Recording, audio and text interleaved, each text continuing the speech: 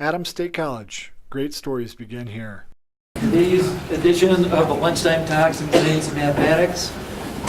Today I'm pleased to have the students who have been in Chemistry for Sustainability class who are giving presentations. We have two sets of students who will be giving about 20 minutes of presentation, and then we hope there's at least time for maybe one or two questions. But because there's a class coming in right after this, we're going to be pretty tight for time. So if you have some questions, you're not able to ask them, then visit with the students after class. And our two groups, the first group is going to be presenting photovoltaics in the San Luis Valley. Dan Carver, Courtney Davis, and Rachel Raguindin. Please join me in welcoming them.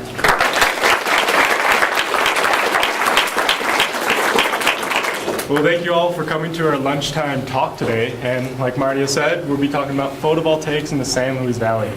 This is a pretty important topic for this area because in the future we're going to begin to move to these renewable energy resources. And photovoltaics are a great source for this southwest region. There's lots of sun, lots of land available to use for this. So within this talk, we're going to be going over some of the positives and negative effects of these solar cells, what they are, also going through how they work, how this actually creates electricity. And then we're going to talk a bit about what types of solar cells are currently available. We're going to introduce our little homemade or chemistry lab made solar cell, which is actually probably the coolest part about this. And then also what's planned for the San Luis Valley, what is planned for being developed here, and how solar cells are more or less coming to us. So this all starts from energy from the sun. Energy is released from the sun as photons as light. This provides 99.97% of all energy that comes to Earth. It's a ton of energy. For a long time now, we've actually been getting our energy from the sun through photosynthesis. Plants use this. They use the sun to create energy for themselves. So this is something that's been occurring and used on Earth for a while. Photovoltaic cells have been used as early as the 1960s in the space programs as a form of energy, not on the Earth, but in outer space.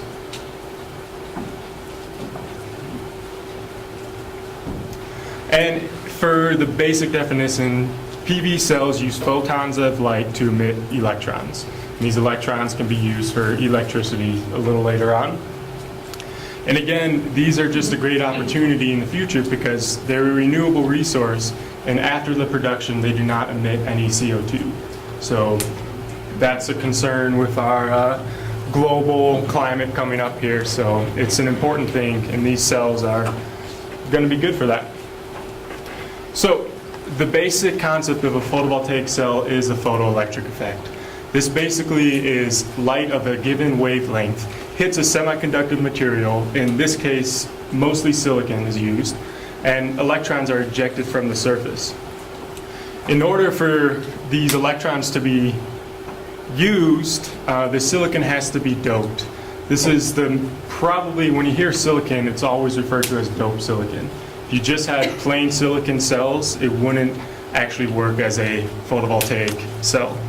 The doping process basically introduces an atom with either 3 or 5 valence electrons to create a partial charge on a silicon sheet. So P-type doping usually uses boron or gallium, and then this creates what's called an electron hole, so a spot where an electron's not, and creates an overall positive charge to that type of sheet. The N-type sheet uses typically phosphorus. This creates an extra electron within the system here and a negative charge to the sheet. When you take these two sheets and lay them on top of each other, you create a P and N-type junction. The differences in charge between these two sheets end up creating a small electrical field, which is then used to conduct electricity. So as light comes down and hits the N-type sheet on top, it'll emit an electron. That electron can be caught within that P-N junction and taken out of the system and used as electricity. As these electrons are taken out, they're continually replaced. They're complete circuits. So these solar cells are typically able to be ran for almost 20 years. That's what most of them are rated for now. So after that initial investment, you have energy for 20 years.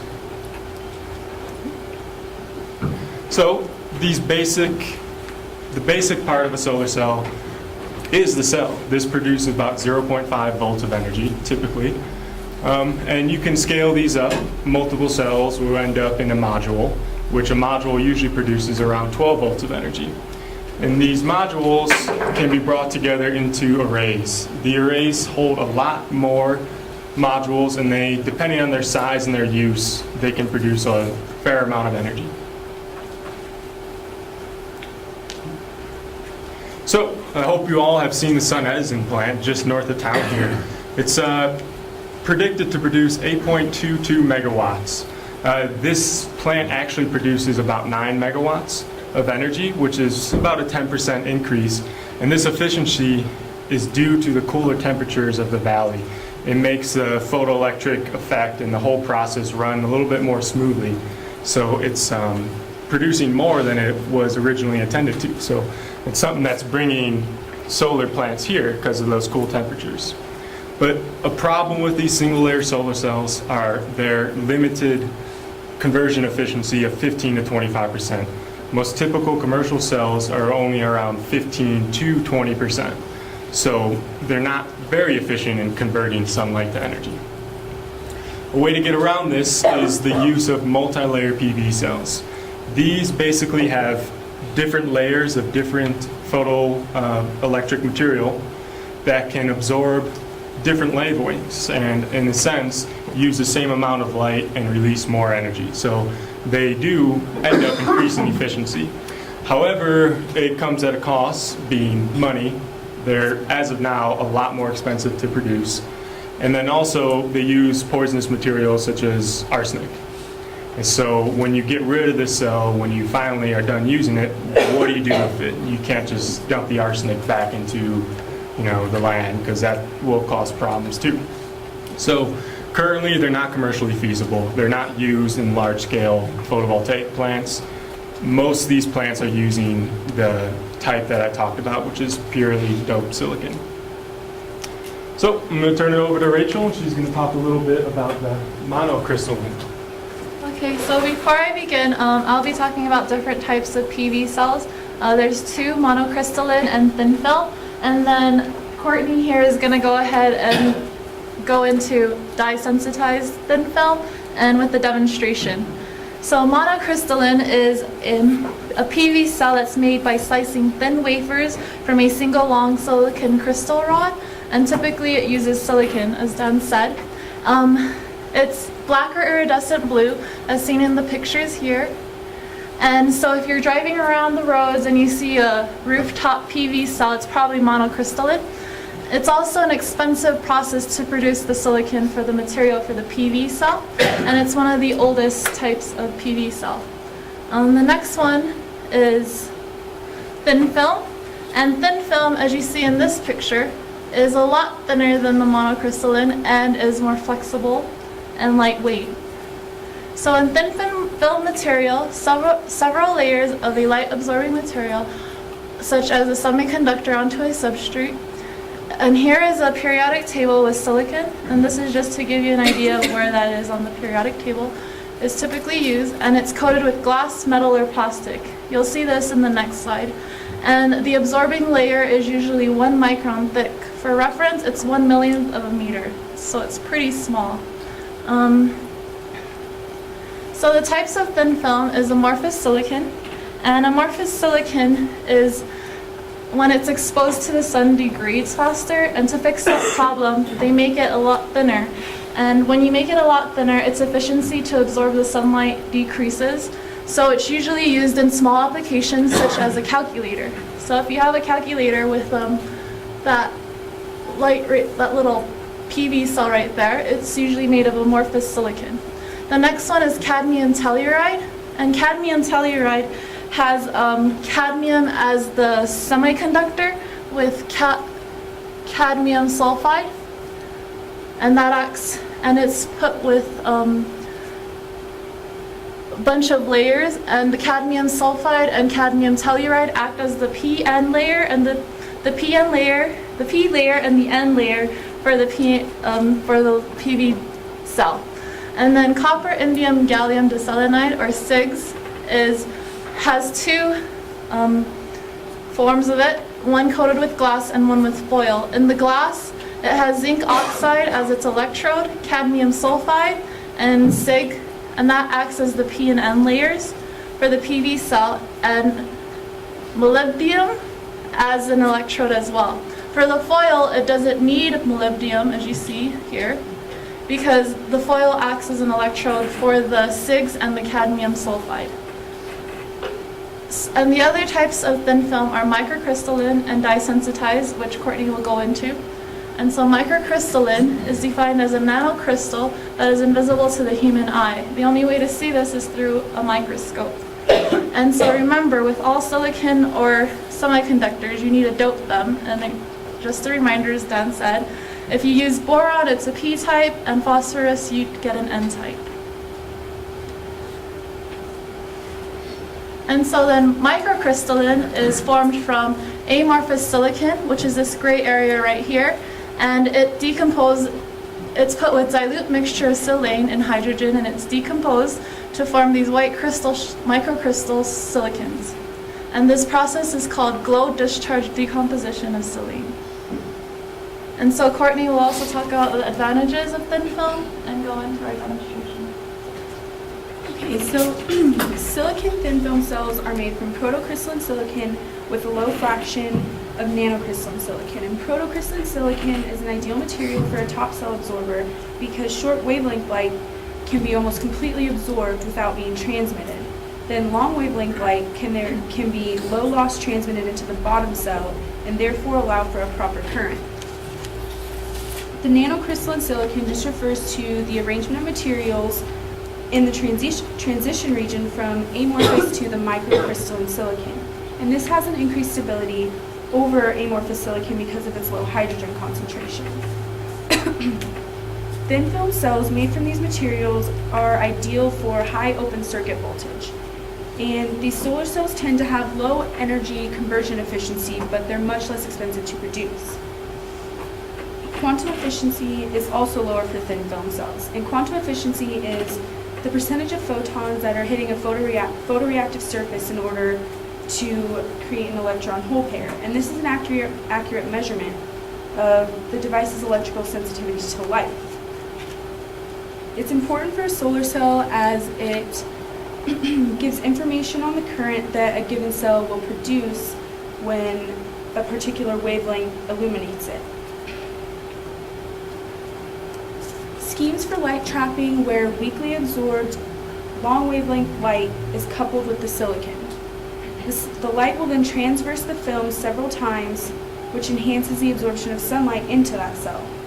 The efficiency of the final solar cells can also be increased due to thermal processing, which in turn enhances the quality of the silicon as well.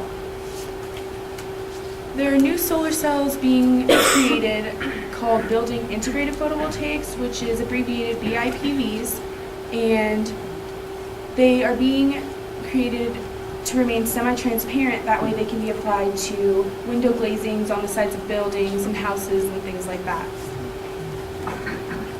Solar cells are fairly easy to create when the appropriate materials are available, and Dr. Jones purchased a solar cell kit for us, and we created our own solar cell that is an organic dye solar cell, and it conducts electricity.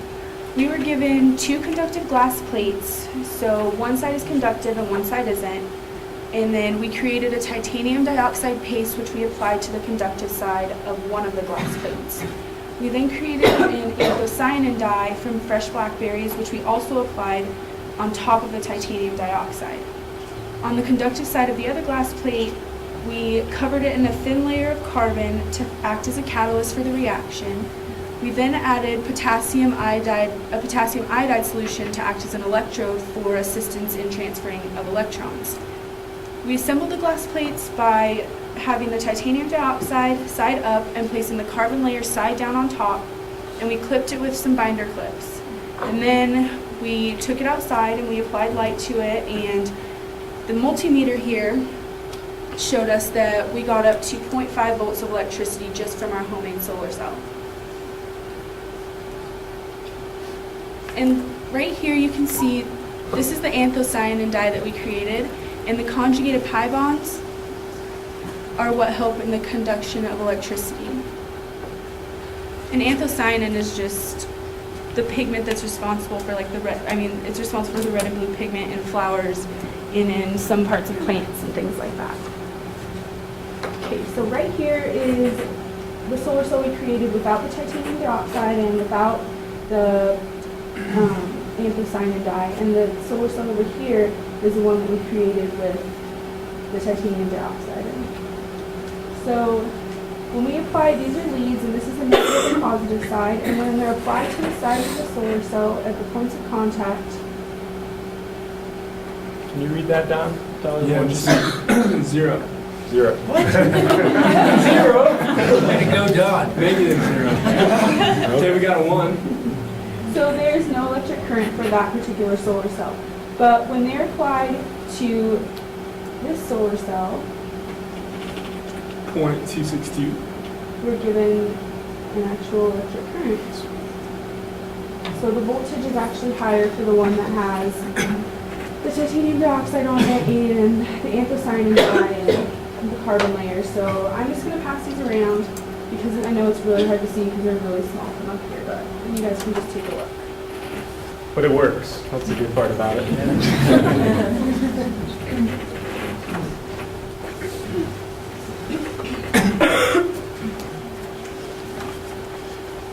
So just getting back to a larger scale thing, this is a map produced by the National Renewable Energy Laboratory that's up in Golden, Colorado.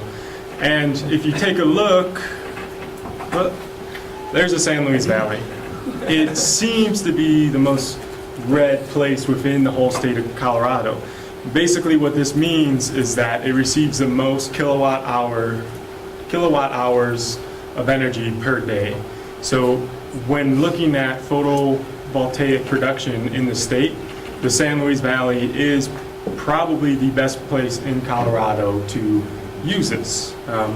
This pertains to us because of a new act that was in process. It's the READY Act, Renewable Energy Development Infrastructure Project. This is basically funded by the Department of Energy and Colorado, the state of Colorado itself. And it's a plan to reduce CO2 emissions in Colorado by 20% in 2020. The main idea behind this plan was to incorporate renewable energies to produce part of our electricity so that we can stop using fossil fuel for our electrical generation. And a way they're planning on doing this is creating large-scale transmission lines that'll link up zones that are effective for producing some type of renewable energy, solar or wind, with zones that use the most energy. So cities, Walsenburg, Pueblo, going up the Front Range there. But as of today, there's been some recent changes to the READY program. I looked at it this morning to try to get more information, just refresh myself on it all, and I cannot find anything on the program. The website that I used before directs me to another site that doesn't have information on READY at all. So it's almost like this has disappeared. I don't know what that means. I mean, it might not be happening now, or it could just be moving to a different stage. But something is definitely changing with their plans for this. But things that have been planned are large-scale solar farm development within the valley. As of now, SunPower was permitted by the county, Alamosa County, to build a 17-megawatt plant.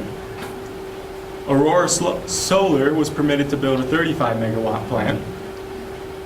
Contingent Solar has applied for a 30-megawatt plant, and I'm pretty sure they got approved too.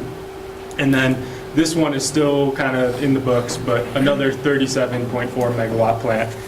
This plan is actually the Lincoln Renewable one is supposed to be on the corner of the Co-op Drive and State Street going down, or 285 going down that way, so right in town. And there's also the Tesla Solar proposed 1,500-acre sun catcher facility. This is not a PV cell site, it's an actual concentrated solar site. So they basically take mirrors, shine it on a point, and generate energy through generating heat. But these are all development, and another option is distributive energy with Excel. Excel gives out a lot of benefits through money, more or less, for individual consumers to put up PV cells on their house, because then they use that as their energy requirement. List of references here, and thank you very much for listening.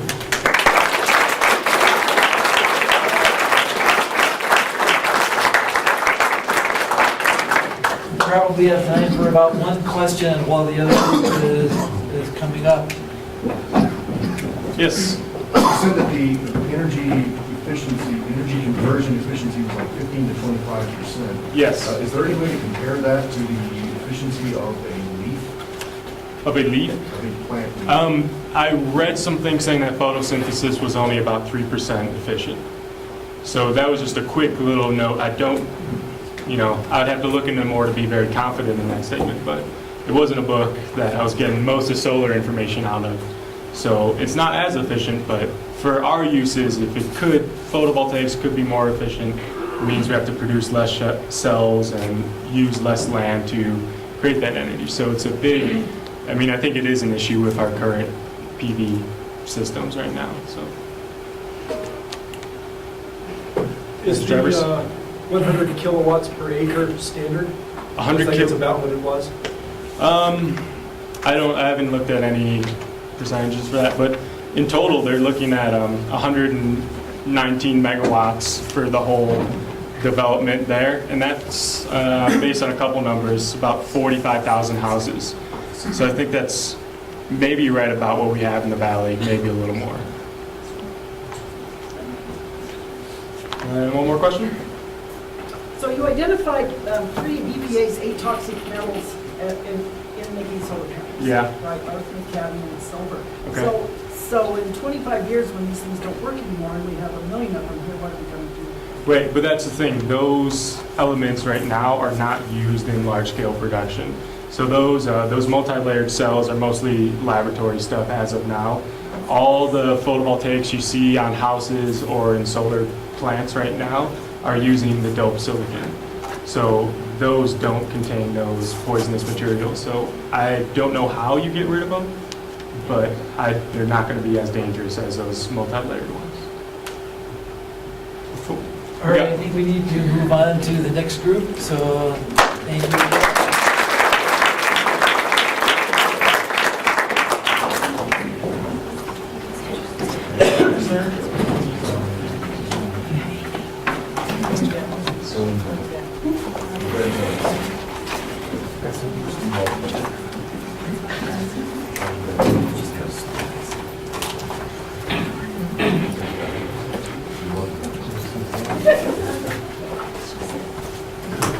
Okay, so our next group, Ian Hellman, Kailee Potter, and Amy Dessain are going to talk about biofuels and a look at transportation fuel alternatives.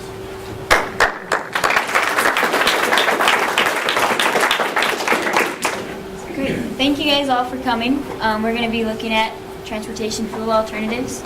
Just a brief introduction. Kaylee's going to talk to you about what exactly a biofuel is, give you a definition and some chemical structure for that. I'm going to talk to you about the net energy balance, what goes into that, and what it really means. Ian's going to tell you why we might want to use biofuels and what the plus sides of them are. And then Kaylee's going to talk about any problems that might be associated with the use of biofuels. And then I'm going to talk to you a little bit about biofuels and how they pertain to green chemistry and look at them through that perspective for a second. So Kaylee's going to tell you what a biofuel is. So what is a biofuel? A biofuel is a fuel derived from recently living organisms. For the most part, this is plants. We're going to talk about two types of biofuels today, ethanol and biodiesel. So ethanol, it's also known as grain alcohol or beverage alcohol, and it is commonly used in chemistry laboratories and in the food industry. It can be obtained from petroleum processing, but as a biofuel, it's formed by the fermentation of sugars. So we have a glucose molecule, you react it with yeast under anaerobic conditions, and you'll get ethanol. So some of the sources are corn, sugarcane, and biomass. In the United States, the most common one is corn. Biomass kind of refers to the entire plant. To make a biomass useful involves a breakdown of cellulose to its individual sugar monomers, which can then be fermented into the ethanol. So here we have cellubiose, which is the precursor to cellulose. This demonstrates an acidic pathway to form the glucose. This process is still kind of in the research phases. Because of the structure of cellulose, it's much harder to hydrolyze. Plants don't dissolve when it rains. So biodiesel, it's made from vegetable oils or animal fats. The process is called transesterification. The oils and fats contain triglycerides, which are also called triesters of glycerol. The triglycerides are reacted with an excess of alcohol, so in this case it's methanol, and a base which acts as a catalyst. Here it's sodium hydroxide. The reaction produces 3 fatty acid methyl esters. The R, which is the biodiesel, the R group just represents these hydrocarbon chains. You also get a molecule of glycerol, which we will come back to later. It's also known as glycerin. In the United States, the main source of biodiesel is soybeans. So now Amy's going to talk to you about the energy associated with biofuels. So the net energy balance is something that if you are looking into biofuels is a big concern for people. How much energy are we getting out of biofuels? So just a brief definition, the net energy balance is the amount of energy available for use as automotive fuel after considering the energy used to grow the feedstock and convert it into a biofuel. And this works on a unit by unit basis for energy. So if you put 100 units of energy into creating a biofuel, and that biofuel gives you 150 units of energy, then it has a net energy balance of 50%, which would be a positive net energy balance because it gives you more energy than it took to produce it. So in two specific biofuels, corn grain ethanol and soybean biodiesel, the corn grain ethanol has a net energy balance of 25 to 34%, and soybean biodiesel approximately 93%. And again, this is 25 to 34% more energy that the corn grain ethanol gives than the amount of energy used to produce it, and the same for the soybean biodiesel. So there's two components that go into factoring the net energy balance. The first one is the farm energy or the production energy. This includes all of the energy that it takes to power farm machinery as well as the energy required to manufacture the machinery and the buildings, the energy that it takes to produce and use fertilizers and pesticides, as well as the energy necessary to sustain farmers and their households. And then the second component of the net energy balance is the processing energy, or the conversion energy. And this includes the amount of energy necessary to transport the feedstocks from their harvest place to the manufacturing facilities, and then the amount of energy necessary for the construction and maintenance of those facilities, as well as the energy necessary to sustain facility workers and their households. So don't get overwhelmed. It's not too bad of a graph. The whole purpose of this graph really is just to show you that for corn grain ethanol and soybean biodiesel, the inputs are less than the outputs. So this is really just illustrating that the amount of energy put into both of these products is less than the amount of energy you get out of them, which is a really good thing. It's what people want to see. And you can see that for soybean biodiesel, the inputs are much smaller than the inputs for corn grain ethanol, making it the more efficient or the more preferable biofuel. So now Ian's going to talk to you a little bit about some reasons why we might want to use biofuels. So why use biofuels? Like Amy said, I'm going to talk about why we would want to use biofuels as supplemental and/or additive fuels for transportation. Of course, oil, we're pretty much solely dependent on petroleum products for transportation needs now, so that's an issue. Biofuels are renewable and they're more carbon neutral, which we'll be talking about in a minute. Relatively easy to integrate. Of course, here's just regular type of gas pump. It's got biodiesel and 2 different types of ethanol coming out of it. And cars. There's a few 100 million cars in this country, so what we put into those cars as to how we fuel them, that's a big concern, and we are going to address that. Carbon dioxide, of course, is the most popular greenhouse gas when talking about climate change and impacts of humans on our climate. So we thought it was worth discussing this just to cover the bases. This diagram shows the storage or sinks of carbon and the movement of carbon through our environment. The black words like vegetation, atmosphere, those are the storages, and the purple lines with the arrows are the annual fluxes or movement of carbon throughout the environment. So, and the numbers, all the numbers are in gigatons of carbon, which is billions of tons. So first we'll look at the vegetation. Of course, we're talking about biofuels coming from biological material. Here you see they're basically pulling in carbon dioxide from the atmosphere. They use that in photosynthesis to create sugars, fuel, and energy. Then as they use that energy, respiration occurs. Some of that is put out back into the atmosphere, and some is pulled out from decomposition of material in soils as well. So with biofuels, we take those sugars and carbohydrates and oils that have been made by these plants, convert those into biodiesel, then as we burn those in our vehicles, that releases the carbon that was held in those sugars. So resulting in a pretty much net zero input into the atmosphere of carbon, making it more carbon neutral. As opposed to the fossil fuels over here, just showing you can see it's only putting out carbon dioxide into the atmosphere, not pulling anything into the system. Basically just extracting carbon that's been sequestered as oil for millions of years. So I'm going to kind of run through these next few slides kind of fast, just showing some of the impacts of increased amount of carbon dioxide.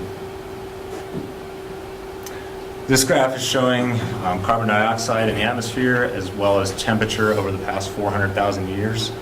These were gathered from ice cores in Antarctica. And mainly 2 things to pull from this graph. You can see the pretty direct correlation between like high points of carbon dioxide in the atmosphere in parts per million and higher temperatures than normal. So you see a couple of these major points in here, they line up pretty well.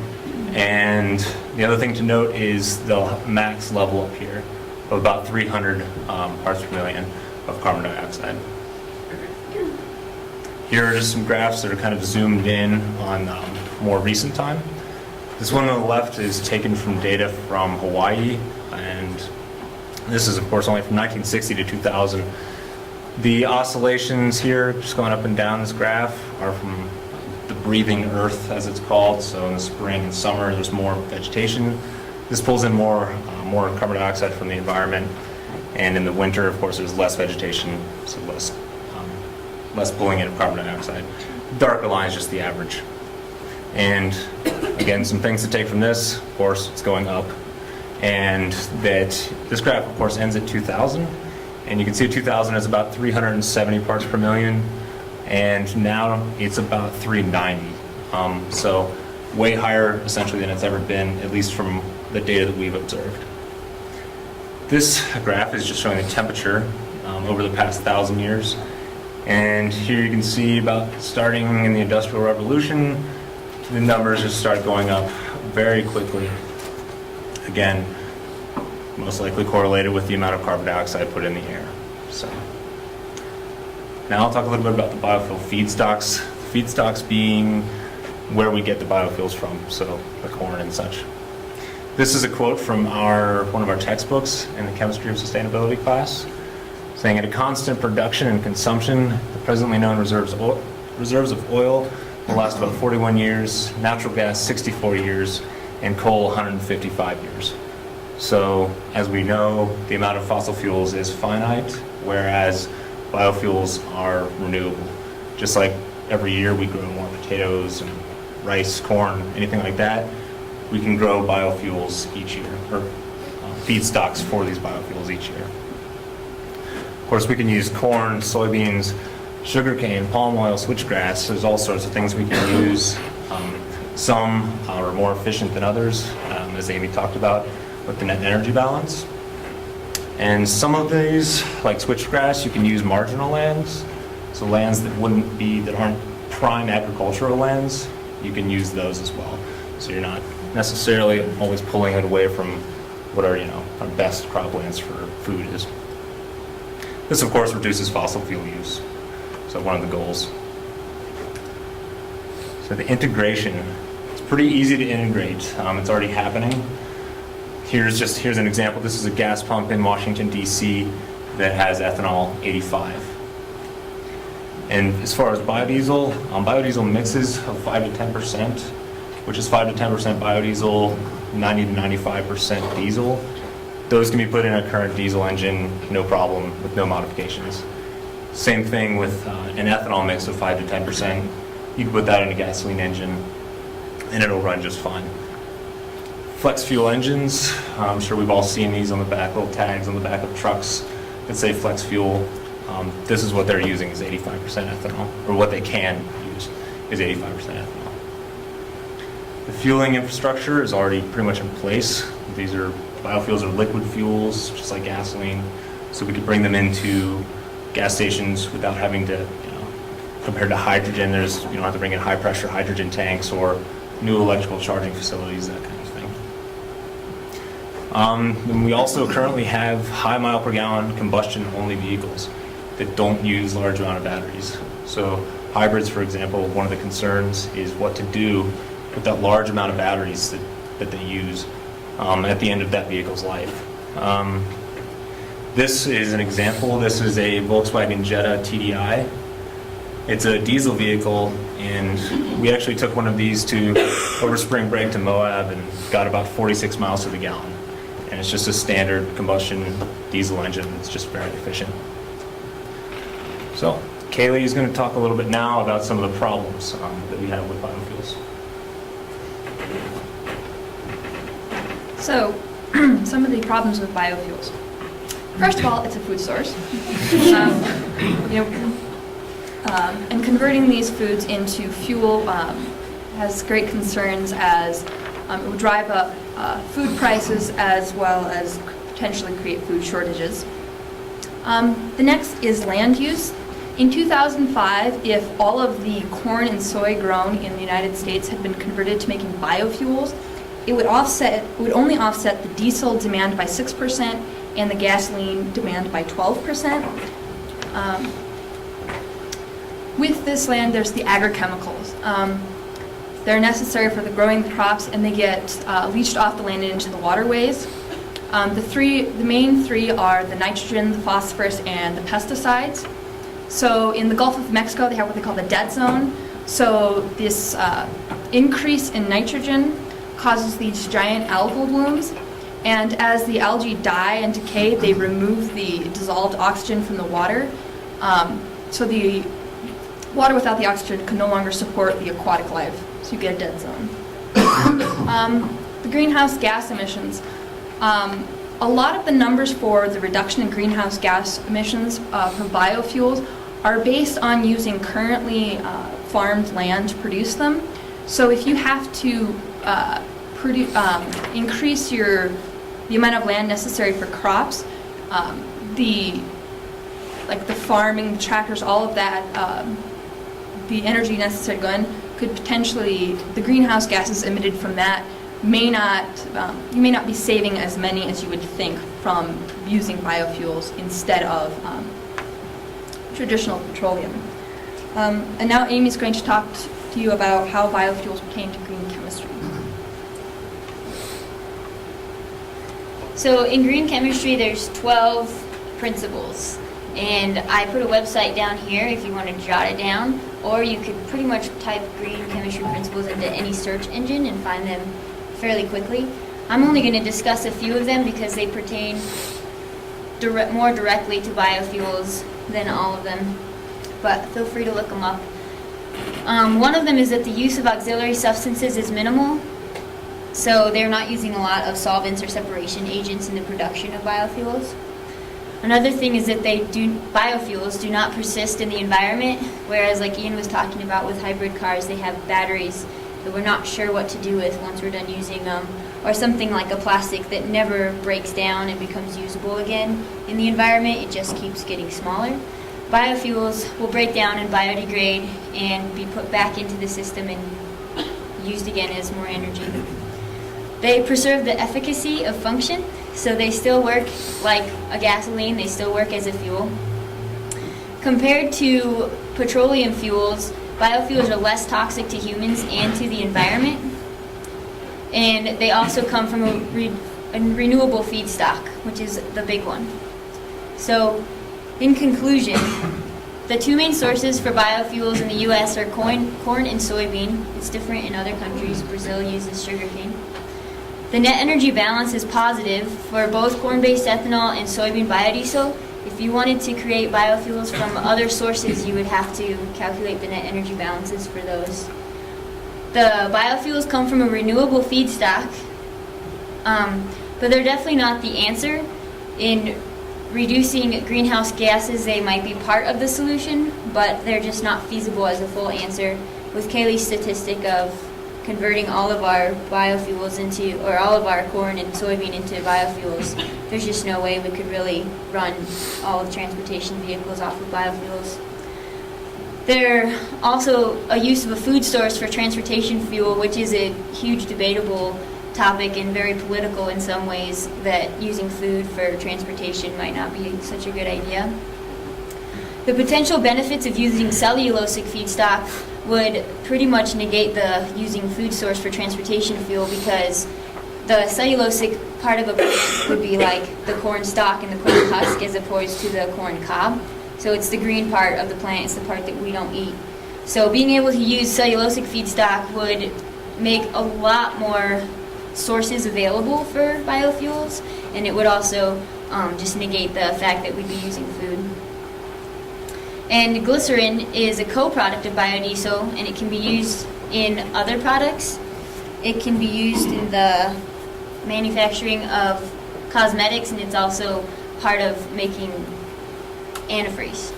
So we're not producing a lot of waste with biodiesels, we're producing more co-products and byproducts, which is cool.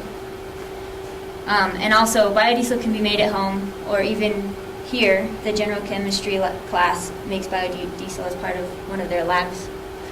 So here's a list of some of our references.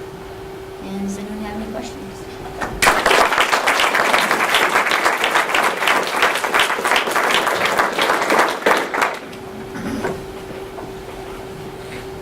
Mike? Did you guys look at any graphs on the amount of water usage required to grow plants in order to get a certain volume of fuel? That would be hard to distinguish the water usage required to grow the plants, because it'd be hard to say how much of the plants are being used for food and how much are being used for biofuels. But something like corn takes a lot of water. It's a feedstock that requires a huge amount of water, which is already a problem with agricultural fields and in the first place. So it would be an issue.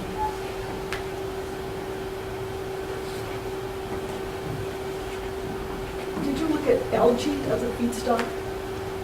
Not really. We just kind of looked at what the main, like the popular ones today are, like corn and soybeans.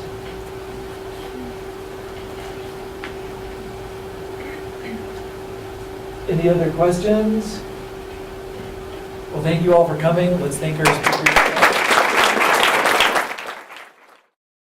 Adams State College. Great stories begin here.